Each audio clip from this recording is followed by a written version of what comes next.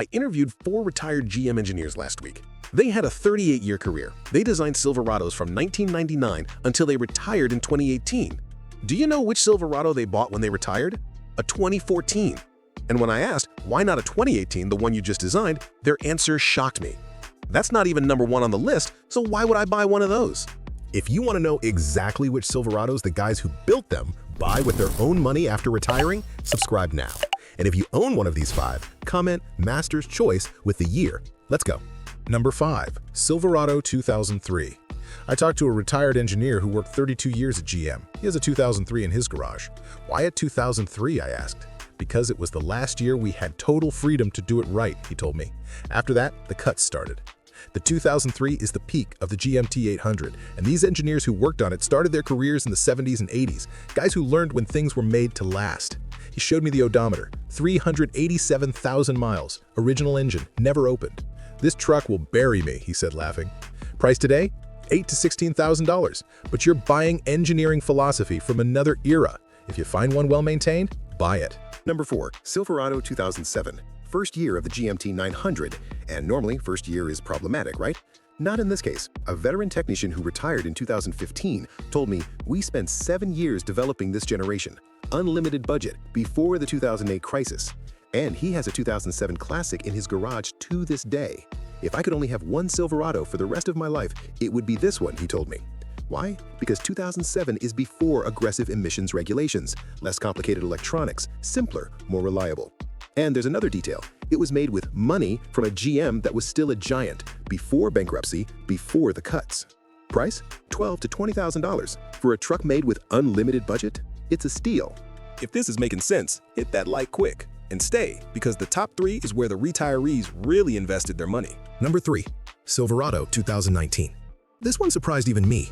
I talked to 3 retired engineers. All of them had bought a Silverado after retiring, and 2 out of 3 bought 2019. Why 2019, I asked. Perfect timing, one of them told me. By 2019, the new generation already had 5 years on the market. All recalls resolved, all problematic parts already replaced. Everything mature. But it was the last year built before the pandemic, before cost cuts, before cheap suppliers. One told me, off the record, starting in 2020, we had to accept components we would never accept before.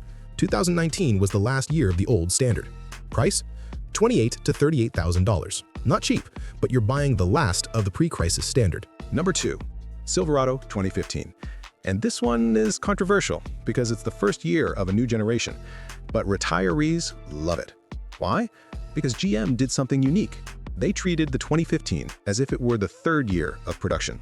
They took all the feedback from 11 years of the previous generation and applied it from day 1. But here's the secret. In 2016, GM started economizing, changed suppliers, cut specifications. 2015 was made with the original standard, before accounting got their fingers in it. A retired plant manager told me, the 2015s were built by workers who were excited. It was a new design. There was pride on the production line.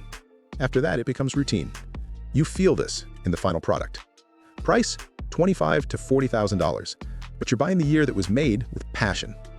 Up to here, you've seen 4 years that retirees bought. But number 1, this one is unanimous. And the reason will surprise you. Number 1, Silverado 2014.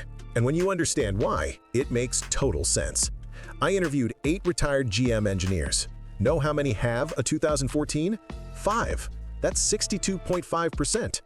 Why did you guys choose 2014, I asked. The answer was practically unanimous. Because it's the last year of the GMT 900, and we had 11 years to fix everything that went wrong. 2014 had all the accumulated improvements. Everything that rattled, broke, caused problems, already fixed. But here's the kicker. 2014 uses the same parts as 2007 to 2013. That means there are parts everywhere in the market, cheap, easy to find.